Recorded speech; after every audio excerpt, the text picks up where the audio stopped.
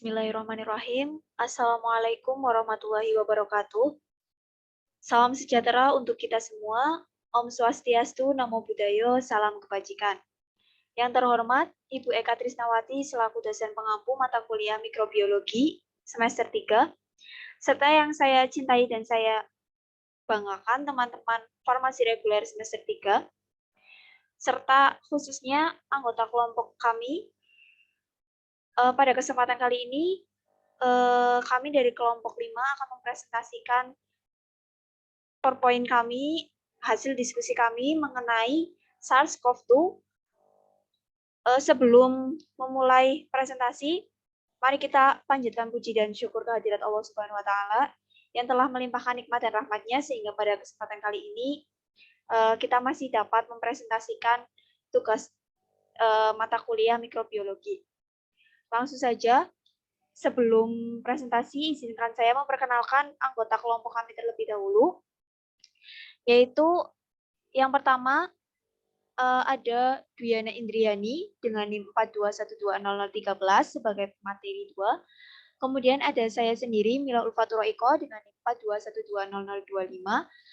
421200025. Kemudian ada Nur Fitri Arianti dengan NIM 421200031 sebagai pemateri ketiga. Dan ada Resti Pramudita dengan NIM 4212036 sebagai pemateri keempat. Langsung saja untuk pembahasan pada kesempatan kali ini terkait dengan SARS-CoV-2, kami akan membahas tentang yang pertama sejarah dan asal dari virus COVID-19, kemudian yang kedua adalah mikrobiologi dari virus COVID-19. Next. Sejarah dan asal COVID-19. Kasus pertama virus corona itu dilaporkan sebagai flu pada tahun 1960. Berdasarkan studi Kanada tahun 2001 juga ada kasus di mana sekitar 500 pasien teridentifikasi mengidap penyakit yang menyerupai flu, di mana 17 sampai 18 orang dalam kasus tersebut dipastikan terinfeksi virus strain oleh reaksi berantai polimerase. COVID-19 ini pertama kali diidentifikasi dan diisolasi dari paten pneumonia milik Wuhan, China tahun 2020, di mana dugaan awal asal-usul virus corona di Wuhan ini diduga berawal dari berbagai hewan yang dikonsumsi di China. Sebagaimana disebutkan pada penelitian awal bahwa studi transmisi awal melaporkan bahwa adanya hubungan antara ikan lokal dan pasar hewan liar di China dengan sebagian besar infeksi awal yang menunjukkan kemungkinan penularan virus dari hewan ke manusia. Next. Pada slide tersebut terlihat bahwa peta epidemiologi persebaran COVID-19 di negara Cina pada awal kemunculan virus COVID-19. Nah, pada persebaran kasus ini ditemukan atau dapat kita ketahui bahwa daerah yang paling terdampak titik asal infeksi atau episentrumnya yaitu adalah di Hubei, Wuhan, China, sementara provinsi lainnya yang berdekatan memiliki dampak pengurangan atau penyebaran yang tidak terlalu signifikan. Jadi yang paling parah itu terdapat di provinsi Hubei, Wuhan, China. Next.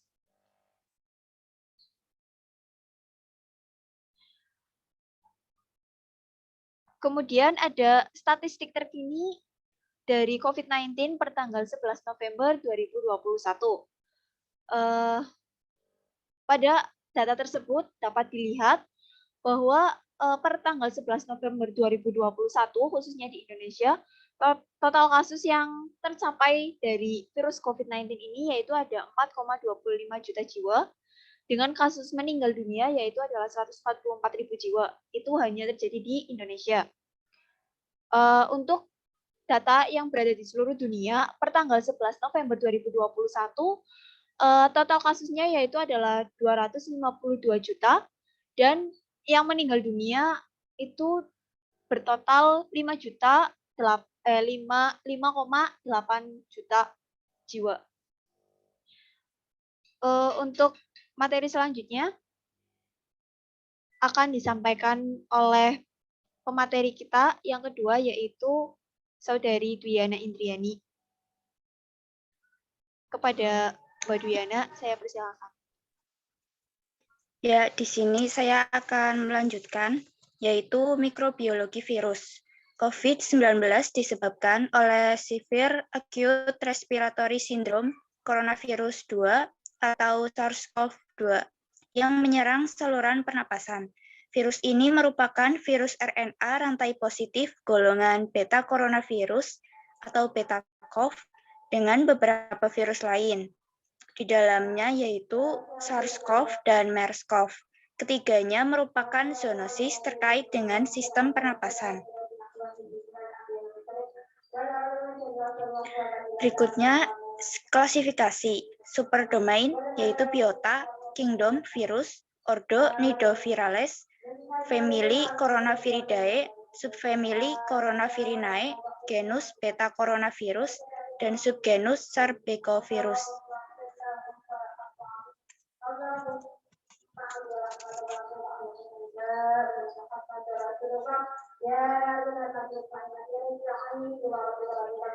Berikut adalah analisis filogenik mengungkapkan bahwa virus corona termasuk subgenus Sarbecovirus dari genus beta coronavirus dengan panjang yang relatif panjang. Pemodelan homologi menyatakan bahwa virus corona memiliki struktur RBD yang sama dengan SARS-CoV-2. Meskipun terdapat variasi asam amino yang berbeda pada beberapa residu utama. Adapun varian SARS-CoV-2 dapat dilihat di gambar terkait dengan VOC dan VOI. Dengan contoh VOC yaitu alfa beta ganda. Pada variasi VOI yaitu epsilon, zeta, eta, eta, iota, kappa, dan lambda.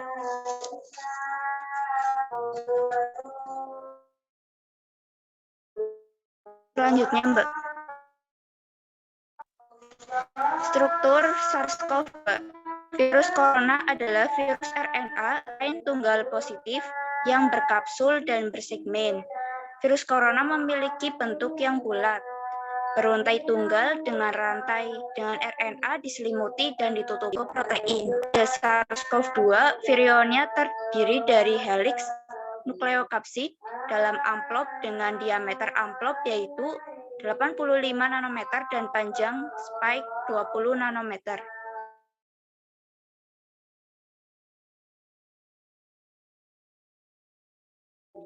Sekian dari saya, selanjutnya saya kembalikan ke moderator.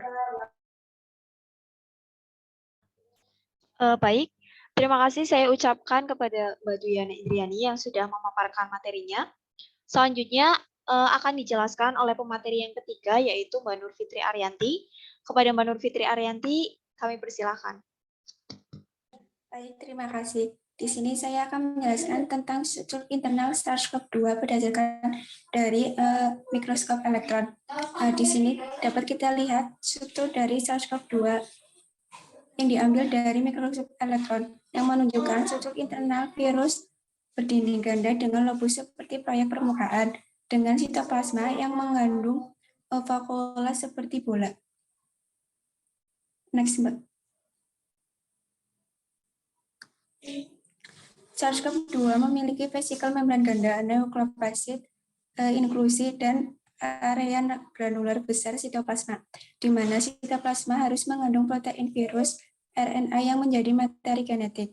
SARS-CoV-2 memiliki ORF1AB pada ujung 5 genomnya yang mengkode 15-16 protein, sedangkan ujung 3-nya itu mengkode 4 protein struktural utama, yaitu ada spike atau protein S, N nucleic acid, terus ada E membran, dan E envelope. Selanjutnya yaitu ada perbandingan struktur materi dari COVID-19 atau virus corona, di mana genomnya itu berukuran sekitar 26-32 kilobase.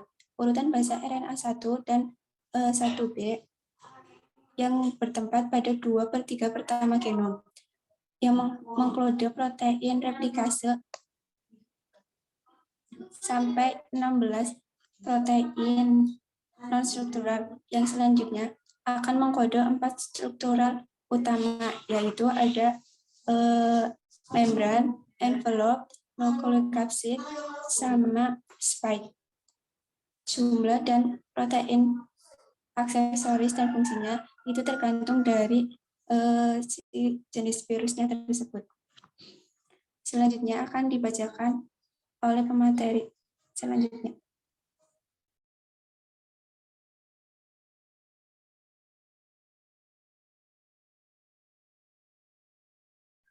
Baik, terima kasih saya ucapkan kepada Mbak Nur Fitri Arianti atas pemaparan materinya. Untuk materi selanjutnya akan disampaikan oleh pemateri yang keempat, yaitu Mbak Resti Pramutita. Kepada Mbak Resti, kami persilakan. Setelah coronavirus menemukan sel inang sesuai, virus akan menempel dan masuk ke sel inang dengan diperantai protein S yang terletak di permukaan virus. Protein S tersebut akan terikat dengan reseptor atau enzim ACE2 atau angiotensin converting enzyme di sel inang. Setelah berikatan dengan ACE2, virus akan masuk ke dalam sel untuk menggandakan bahan genom dan mensintesis berbagai protein yang diperlukan. Terjadilah translasi replikasi gen dari RNA genom virus, dilanjutkan dengan replikasi dan transkripsi virus RNA. Tahap akhirnya adalah perakitan dan perilisan virus baru. Setelah terjadi transmisi, virus akan masuk ke saluran pernafasan bagian atas, kemudian bereplikasi dalam sel epitel untuk melakukan siklus hidupnya dan menyebar ke saluran pernafasan bawah. Akan terjadi seluruh virus dari saluran pernafasan. Berikut adalah gambar mikroskop dari sel yang terinfeksi SARS-CoV-2. Berdasarkan penelitian yang dilakukan oleh para peneliti di Universitas of Hong Kong yang telah menumbuhkan virus SARS. Pada gambar tersebut memperlihatkan perlepasan sebagian besar virus dari permukaan sel.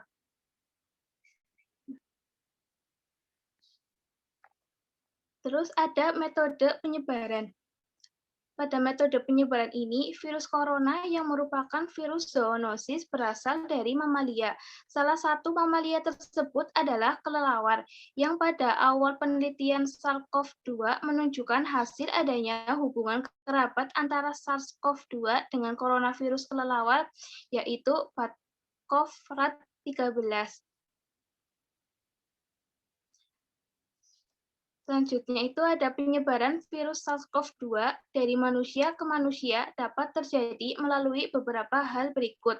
Yang pertama itu melalui droplet akibat bersin dan batuk dari orang yang sudah terinfeksi oleh SARS-CoV-2. Yang kedua itu ada menyentuh permukaan yang terinfeksi yang kemudian menyentuh mulut, hidung, atau mata. Yang ketiga itu penularan virus tidak terjadi akibat udara, namun tetap dapat menyebar akibat percikan droplet yang membaur di udara. Sekian dari pemateri, saya kembalikan kepada moderator. Baik, alhamdulillahirobbilalamin. Terima kasih saya ucapkan kepada seluruh pemateri yang sudah memaparkan materinya. Alhamdulillah, pemaparan materi dari kelompok 5 terkait dengan Severe Acute Respiratory Syndrome Coronavirus 2 atau SARS-CoV-2 sudah selesai kami sampaikan.